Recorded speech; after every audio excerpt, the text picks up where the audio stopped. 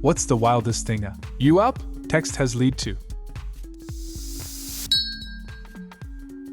Got the text from a buddy that he needed help at his house and it was urgent. Thought maybe they had a flood from a burst pipe or something like that. Nope. Turns out his wife fell off the sobriety wagon hard. They had a huge fight. Cops and EMS was called. She was transported to a hospital for a mental health evaluation. House is a wreck. Not like from the argument, but you can tell it has been falling apart for weeks. Helped wake their 2 kids to get them ready to go stay at a family member's house several hours away. All while I'm making sure he's not about to have an emotional breakdown as well. Another friend came over to watch the kids until the family got there. During this time the hospital deemed the wife very unstable, but they didn't have the proper unit for her, so she got transported to a facility, heavily sedated due to her being hostile, a couple hours away. Drove my buddy there so he could take her personal items. We thought we would be there a while, but basically the facility said there was nothing we could do there, and it would be best if he went home. Drove back to his house. I figured it wasn't a good idea to leave him alone in that state. He finally broke down. Told me everything that had been happening the past couple months. We started to clean up the house, then passed out after the long night. I ended up taking the rest of the week off to help him out and make sure he was good mentally. They're long divorced now. He along with the kids are in a good place. Her not so much, but it is what it is there. Check on your friends often. Got a call from a friend asking if I wanted to hang out with him and a mutual friend. We went to a jazz bar in downtown Houston. While we were there, mutual friend got a call from a girl who was tending bar at another place and said it was slow and we should come hang out. We ended up going to the barrio to a little shack that when the side opened like a garage door it became a Tejano bar. When we walked in I could hear someone say, "What are these white boys doing here?" We walked up to the bar to meet mutual friend's friend and she took him out onto the dance floor. Her mom was there hanging out and took my other friend out onto the dance floor, leaving me alone at the bar.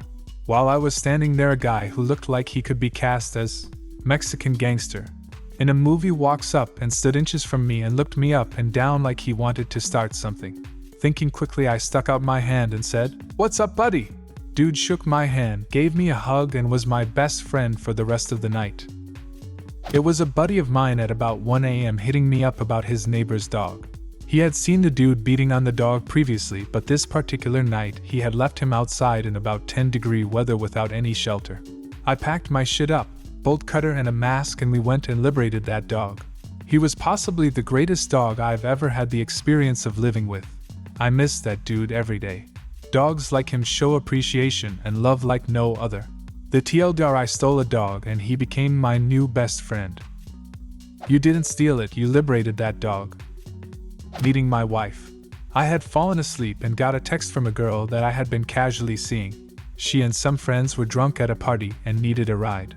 I reluctantly got up out of bed, got dressed and went to pick them up.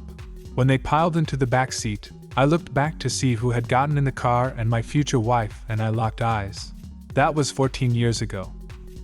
When I was 14, I was about to fall asleep and a classmate I was acquaintances with texted me and asked if I was awake. I told him I was and asked what was up. He proceeded to invite me to come to his house and play board games with him and his parents. From that night on, he became my best friend, and about a decade later we are still best friends. I moved abroad after we graduated high school, but I still visit him whenever I visit our hometown, and he also came to visit me in my new country of residence. We even both met our current partners through each other. I can't begin to imagine how differently my life would have played out if I never responded to his text that night. This is insane. What did that text look like? "Hey, I know it's 9 p.m., but do you remember me? We have math 4th period together. Me and my parents are having a game night, and we need a 4th for Kaiten.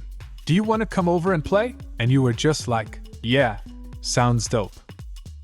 Lead to me picking up and babysitting my buddy at 2:30 a.m. in the city as his car was getting towed due to a stunting charge on the highway after leaving the casino. After the cop left, my buddy was thanking me as he didn't know how much longer he had till what he ate kicked in. Till what kicked in? The gram of Molly I ate when the cop pulled me over so he couldn't find it. Ended up chilling with him till about 5:30 to 6 a.m. before I felt he was more than okay to take him home. For context, a normal dose for most people is around 0.1 g, so he ate a 10x dose. Not a text, but a phone call. About 10 years ago, maybe more, I was sleeping and around 2 a.m. I got a phone call from A-holes ACH, which is Alberta Health Services, Alberta Children's Hospital. My wife is a nurse and she works at the ACH, so I groggily answered. On the other end was an upset-sounding woman, and she just said, "Can you come get me? My phone and car are dead in the parking lot." Sure babe, no problem. I get in my truck and make my way over to the hospital, booster cables and charging cord in hand. I'm gonna be a goddamn hero. I might even get a little special something out of this, I'm thinking to myself. I realize on the way that I forgot my phone at home. But also, didn't really care because the only person that would ever call me at 2 a.m. is waiting for me to save her in the parking lot of doom. I pull into the parking lot and look around. I don't see my wife's car, so I try the parkade. Nope. The other lot? Nope. So I park in the emergency lot and am about to go in to see if I can track her down through the hospital admin when I see a girl standing beside a car with the hood up.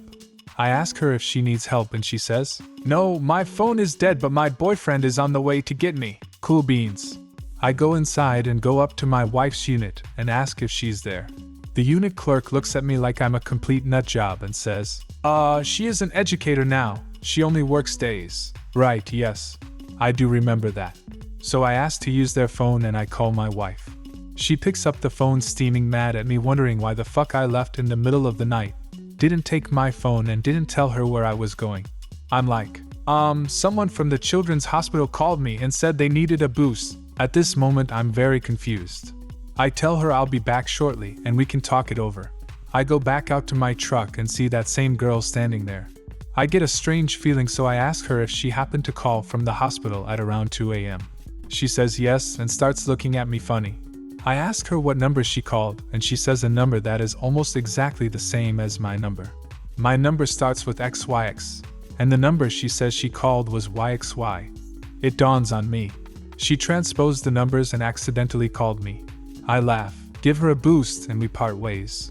I get home, explain what happened to my wife, who is very suspicious about the whole thing, understandably. I had happened to get the call when she had been in the washroom feeling a tad sick.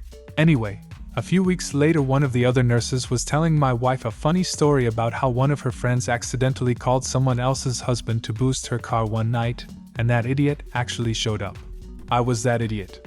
My wife felt so bad for being suspicious of me that I did in fact get a little special something. A drunken, free the llama, rescue mission on Nantucket. We were so drunk we never found the llama. Smuggling close to a metric ton of biscuits across the border of a neighboring country at 2 a.m. Not sure if this is biscuits like for dipping in tea, or biscuits for the disco. Either way, I'm invested. The largest biscuit manufacturer in my country held a major event in a neighboring country to showcase new products, attracting shareholders and investors. My friend's company was responsible for transporting the products, but when the truck left on Friday, customs halted it due to some paperwork issues that wouldn't be resolved until Monday, after the event on Sunday. Around midnight, my friend explained the situation, and we sprang into action. We unpacked the truck and loaded the products into 3 cars, each carrying about 300 kilograms. We tried to conceal the biscuits as best as we could. I called my girlfriend and a friend, who brought bags to cover the boxes.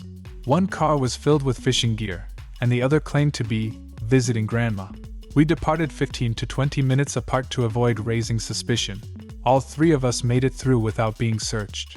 We regrouped at the first gas station after the border, transferred the biscuits into 1 car, and my friend headed to the event while we returned home. On our way back, a border guard questioned our brief stay, and we awkwardly claimed one of us forgot an important work phone. This raised suspicion, leading to a thorough search of our car, but by then, the goods were safely en route to the event. Not a text, but woken up in the barracks, overseas, by a good friend and fellow soldier. He asked if I wanted to go break into another country's encampment and steal their flag.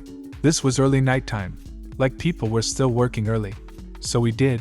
We ran like 10 miles in the night, dodging military personnel who were driving by.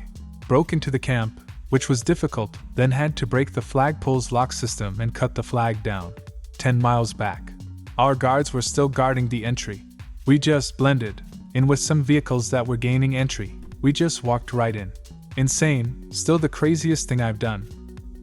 Former military here, so I have a bit more perspective on how crazy this is than the average reader.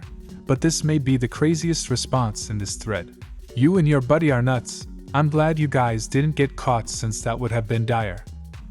Yeah, we would have probably been very screwed if we got caught. It's honestly just so insane to think back on. He has the flag still, since it was his idea. Love that guy. I cannot replace that adrenaline. Going to the border cross with France just to piss looking to France. Going to an all-night supermarket in order to purchase cake mix, icing, sprinkles, and the fixings for some full-fat, very unhealthy hot chocolate because one of our mutual friends got dumped. Do you have a similar story? Leave a comment and subscribe to the channel if you want to see more videos like this one.